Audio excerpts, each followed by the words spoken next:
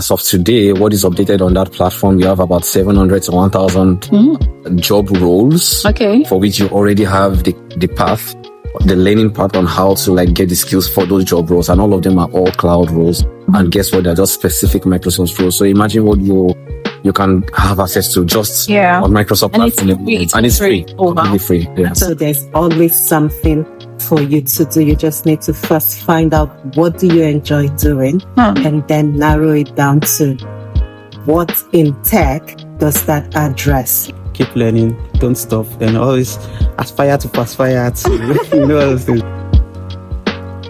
Hello, beautiful. Hello. Hi, what's your name? Hi, my name is Celine. Celine, nice to meet you, Celine. Nice to meet you as well. So what do you do, Celine? I'm a UX designer. UX, nice. You do the fancy stuff. Yeah. Okay. It's beautiful. I make them functional and I make them easy for end users. Okay, I was going to ask, like, what does a UX designer do? And you basically just captured it. Yeah. So do you want to tell us, like, a bit more about what you do as a UX designer? Okay, so basically as a UX designer, what my duties is to make things easy for anybody who is using it. No. Generally, it could be digital products. It could be, physical product as well. But in my scope, what I do is I make IT processes, digital workplace tools easy for our employees to use. Okay. So all of our platforms, all of our physical, digital appliances, computers, phones, all of that, and IT processes, I simplify them for employees. Nice. Okay, so what tools do you work with day to day? Maybe 2 or 3 of them. Can you tell us like the main ones you work with? Every day I would work with Figma. I would work with ServiceNow, SharePoint. Okay. Yeah. Oh, nice. So if I want to apply for the role of a UX designer, what should I be learning or what should be on my CV for you to like consider me for this role? I would say Figma. Figma, yeah, okay. Yeah. That's like the first step. Nice. Should be the first place to start. Okay. Yeah. Okay, cool. So any final words for my subscribers? We are new. We want to come into tech and we're scared of the programming jobs. So we want to do something like not core programming. Mm-hmm. So final words. Well, the good thing is tech is everywhere, so it doesn't have to be programming. I am scared of programming. Oh my God. I try to avoid code, but tech is universal. It's everything we do. So there's always something for you to do. You just need to first find out what do you enjoy doing and then narrow it down to what in tech does that address. Yeah. So if you like to design stuff, narrow it down to what in digital tools, digital appliances, digital solutions, could be anything, can your passion address and pick it up from there. That's so nice. It's so nice to have you, Celine. Thank you so much and have a nice week. Yeah, thank you. Bye. Bye. Hello. What's your name? My name is Akin. Hi, Akin. Hi. So what do you do? I'm a cloud engineer, cloud engineer, DevOps engineer. Yeah. Cloud DevOps engineer. So what do you do as a cloud DevOps engineer? I manage, architect, and develop solutions on cloud for my clients. So I do more of deployment of virtual machines, managing data, storage, applications, and stuff like that hosted in the cloud environment. Okay, that sounds like a lot. Yeah. So, let's start from here. What are the core skills or the core tools you use on the job? Mostly the skills are required, most like knowledge of operating systems like Windows, Linux operating system, networking systems, monitoring, quite a lot, but I think for a start, knowledge of operating systems, Windows, Linux, everything around it, and also having some good data storage or automation skills helps to get started on the job. Okay, and automation skills like knowledge of how to script, PowerShell, Bash, everything to make the environment easier to manage. Okay. And stuff like that. Yeah. So what should I be learning if I want to get started in this role? What should I be learning? What should be what should be my core focus basically? I think start from what you know already, just the basic things, maybe using your phone, using your computer. So like I said, knowledge of how the computer system works can be transferred to using it on the cloud environment, of course. How you store your data, how you manage your operating system, how you navigate through from one application to the other application, how you work on your system itself, and of course how you do your networking, how you do your communication between different computer systems helps to get started. So those are the basics you need to know. And what should be on my CV? On your CV, I think you should have some, like I said, operating system knowledge. Maybe you've worked as a data center engineer, or you've worked in the on-premises environment. Maybe you've worked on some networking, you've worked on applications. So those can help you transfer your skills to the cloud. So those things should be on your CV if you want to learn a cloud engineering role.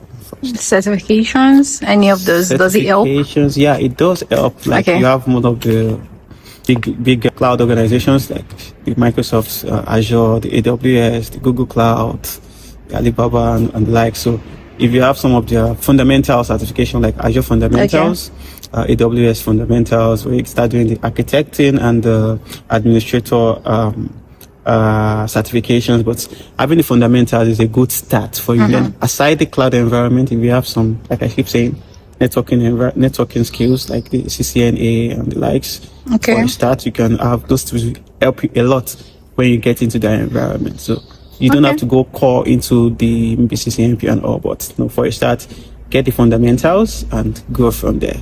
All right. Thank you. So any final words for my subscribers? We want to get into tech. We're scared. Basically, we're scared of programming, and we're scared of how hard it might be. So what's your final word or your advice? Anything? I don't think you need to be scared, but of course, everything that needs you want to make money from, and you need to grow a skill, you need to start from somewhere, right? So start from where you are and go from there. But you have to be consistent. Find the right material, speak to the right people, get a mentor if you need to, and work from there. So consistently learn. Don't pick what you want to learn for a start. Don't scatter your knowledge. Don't be here and there. You can do that at the beginning to get what you're interested in, but when you get what you are interested in, just go for it.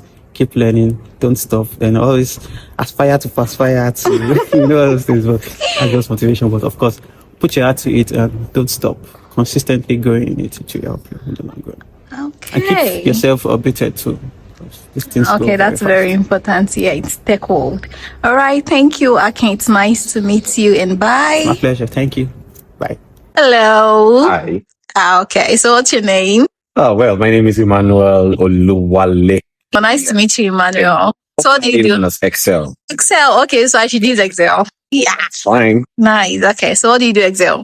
Oh, well, I'm a cloud engineer. Engineer, okay. Maybe I can break it down a little bit. So modern workplace solutions is my major area of focus. So when you think about Microsoft Office, Microsoft Outlook, Microsoft, PowerPoint, SharePoint, OneDrive, Teams solution, whatever makes your work easy, basically, that's what I do. Yeah. So basically, things we use at work, right? Yes. So what are the core tools you use, or what are the core skills you need on the job? Okay, so first about tools.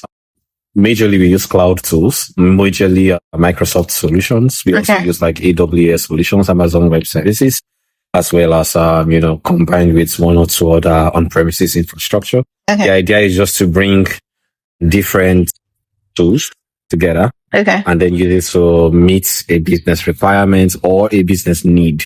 So the technical skills that are needed, let me not just say technical skills, let's just say skills in general.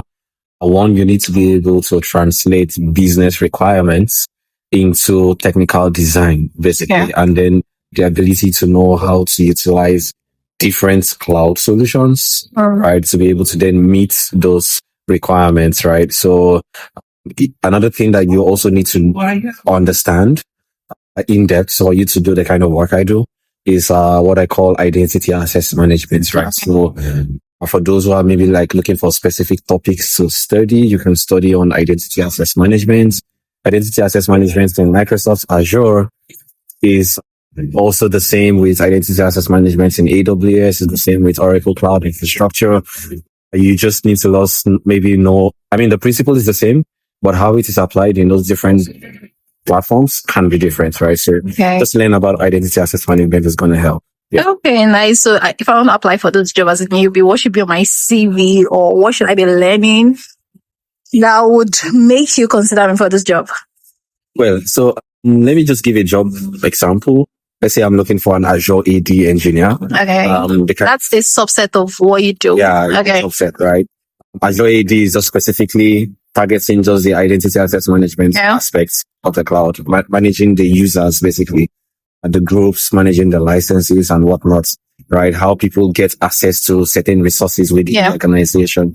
So for that kind of role, the kind of skills I'll be looking for is, first, are you able to actually administer, the cloud solution systems? Are you able to manage users? Are you able to manage devices? Are you able to manage groups, licenses and whatnot?